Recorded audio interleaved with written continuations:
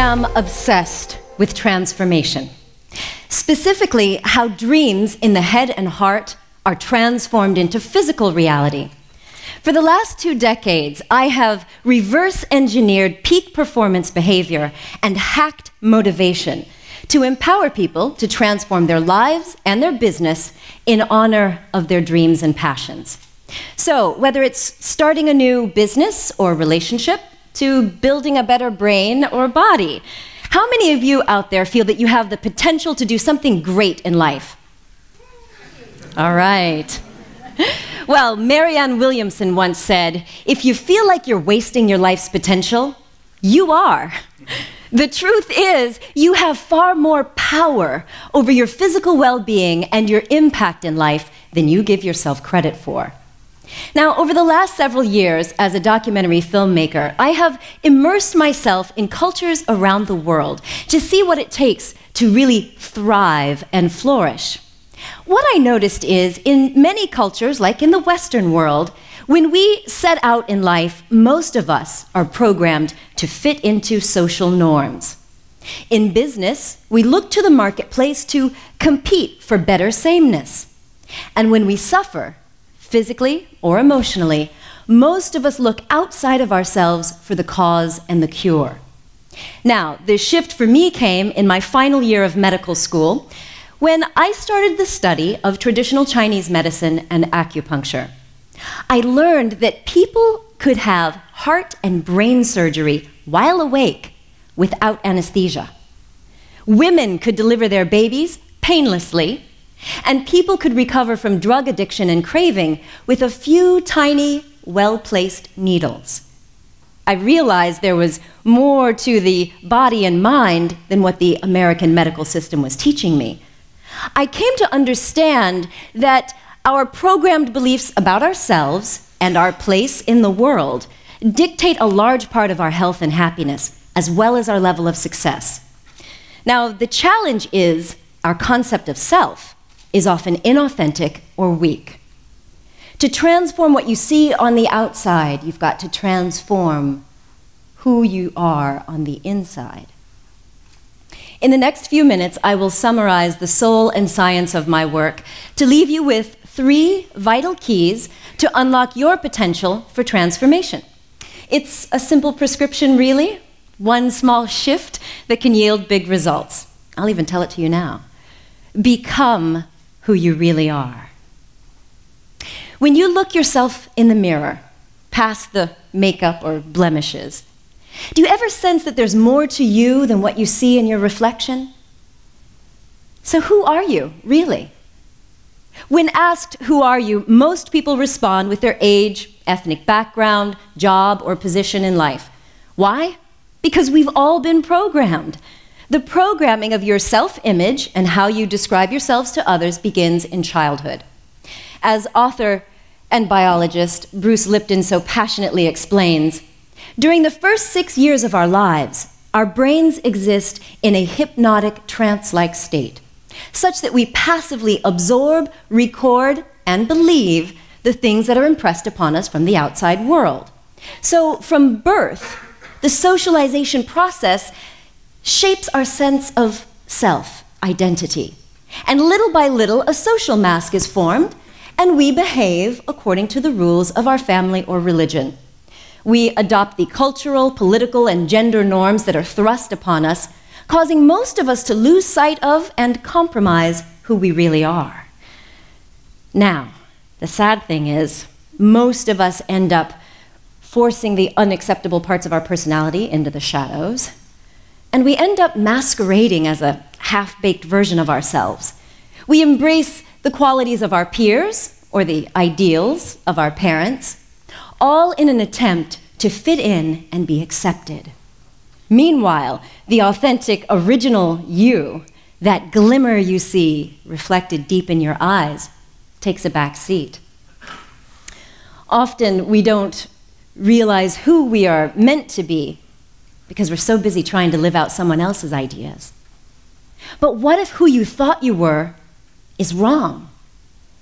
What if by being your most authentic, perfectly imperfect self, you could transform your health and your life while having an extraordinary impact in the world.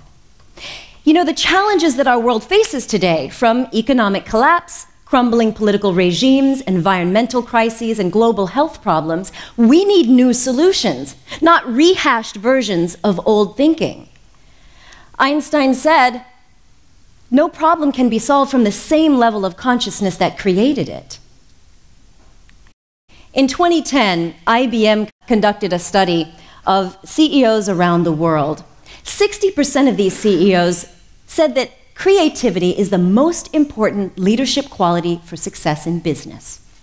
So you see, we need people who will be creative enough to think outside of the box, those who are bold enough to go for their dreams, and those who are free enough to be truly themselves. That's from whence that creative spark of genius often comes. Now, Greek philosopher Aristotle believed that we have a telos, a purpose or an end toward which we are pointed. And that end is the self. And the best life, says Aristotle, is spent trying to understand what that self is and to become it. And that's what people who want to transform the world need to hear. Become who you are. Now, that's also the title of one of the positive psychology courses I teach here at IUM in the business school. One of the first assignments is to research the class title.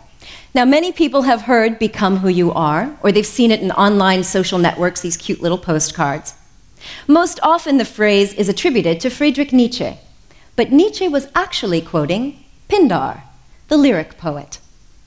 Upon further research, we see that Pindar's line, when accurately translated from the ancient Greek, reads, "Become such as you are, having learnt what that is."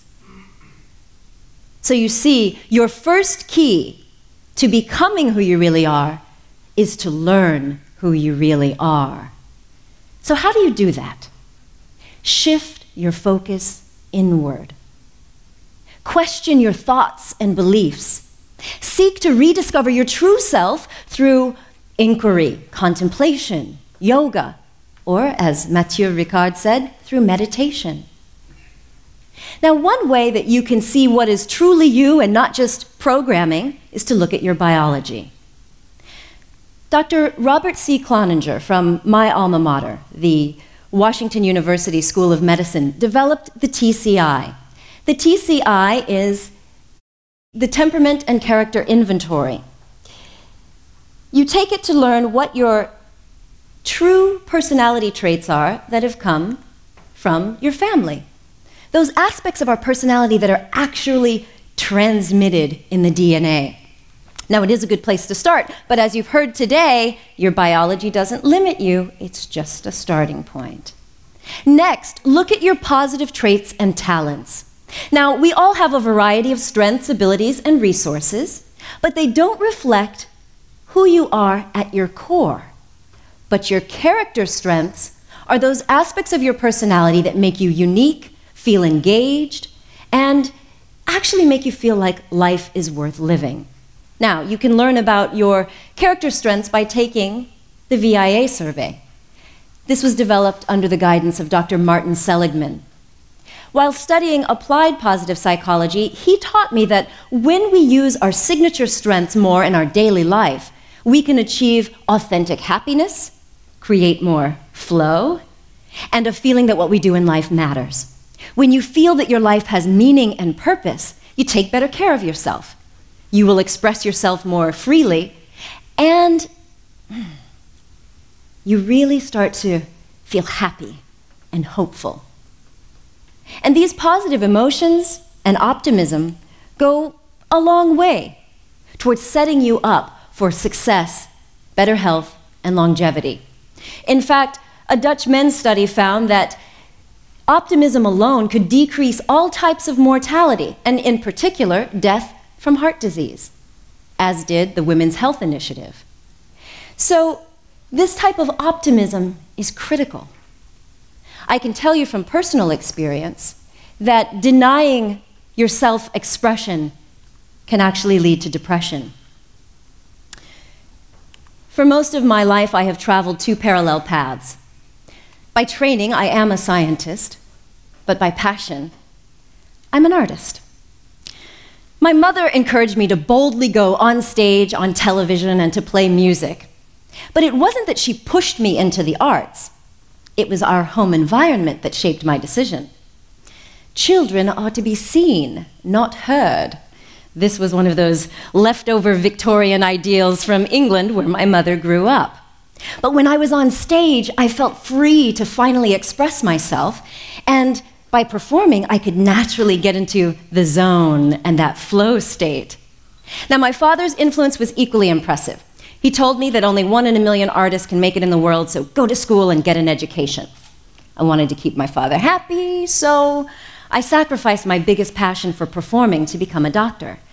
And for the most part, I was miserable. So what if the way you've molded yourself or allowed others to shape you was based on false information? If you're always trying to be normal, you'll never know how amazing you can be. And may she rest in peace. Now, during the first 10 years of my medical practice, I discovered that no matter how many acupuncture needles, medications, surgeries, or even psychotherapy given, some people just wouldn't get better. Or worse, they'd get better and then come down with some other illness or addiction. And when I asked why and probed deeper, I discovered that some of them didn't love and accept themselves. They didn't value their lives, and they didn't even feel that they deserved good health and happiness. And somehow that felt very familiar to me. When we are coerced to be something that we are not, or forced to pursue goals that are not of our own choosing, we often take on the beliefs of others that can literally cause our own self-rejection and self-loathing. Now, I did use my on-camera skills to work successfully with some of the largest media brands in the world, but the persona that we created was not authentically aligned with who I really was. I didn't feel comfortable with my pseudo-celebrity status, and I even started to hide some of my success because I hated the image we created. I also hid my sadness. Smiling on the cover of magazines and doing talk show interviews, I wore a happy mask, while internally I suffered. Now, that subset of patients that lacked self-love was actually a mirror to what I was experiencing. When we don't utilize or live up to our full potential, we risk becoming hopeless and depressed. We may be functional, but not fulfilled. We may be successful, but not satisfied. To numb our pain, we often overeat, overdrink, overachieve, or shop. But we're not the only ones who suffer in that scenario. We have a profound impact on the people around us, our coworkers, our romantic partners, and especially our children. The very ones who could and should benefit from our unique gifts are deprived of the beauty of our talents. It takes a lot of courage to grow up and become who you really are. This sort of practiced conformity can make it very difficult and even scary to live your truth. Often we're paralyzed by fear or so racked with pain that we feel like we just can't go on. And that's what happened in my case. Now, I don't recommend it, but hitting rock bottom can be a blessing in disguise. Our very own downfall can propel us to new heights of self-expression and self-acceptance. Now, for me, my rock bottom came in 2005 in the form of a dark depression, an existential crisis. And while I don't have the time to share the details, I can tell you that in deep meditation and crying my eyes out before God, I had a near-death-like out-of-body experience that rocked my world, including a life review on the other side, where I understood in a flash how my choices shaped my present life. I got it that we are the ones that should choose who we will be in this lifetime. And we are meant to express ourselves fully. And we are all so totally lovable. In those moments, I experienced the most pure, absolute love for myself and for everything in humanity. Now, following that, I dove into the research of near-death experiences, the neuroscience of consciousness, and even the link between quantum physics and how we manifest our deepest desires. And no matter which perspective appeals to you, it all boils down to this: authentic happiness and total wellness are your natural birthrights. You have a unique purpose to fulfill in this lifetime, even when your role seems small.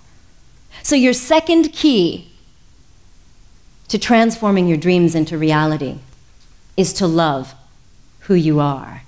From there, you can revive the true self, rewrite your self-description, and rebuild the living temple of your authentic self. Now, the positive psychology research and my own experience shows that there's nothing short of miracles that are available to each and every one of us. From overcoming depression, bouncing back after chemotherapy and cancer, to revolutionary new business ideas. The possibilities are endless. How will you use your potential? Gandhi said, we must be the change we wish to see in the world. So it's no surprise that your third key is to live who you really are. Uncover your dreams and your passions and share them with the world, your ideas, your voice, but most importantly, your presence, because you are a gift to the world. So there you have it. There is my one small idea: become who you really are. First, learn that you are more than your body. You are not the monkey mind. You are more than a present illness or a number on a scale. You're more than your past success or failures. You are an infinite being, full of potential to make a difference in this life, starting with your own. Love yourself, accept yourself, flaws and all. Shine a light on your shadowy parts to integrate and heal them. Embrace your strengths and celebrate your uniqueness. You are lovable just as you are. And finally, live who you really are. You've heard it. Use your talents and your ideas in service to others, because we need you. The world is depending upon it. I will leave you with this: be yourself, because an original is always worth more than a copy. And that's my idea worth spreading. Thank you.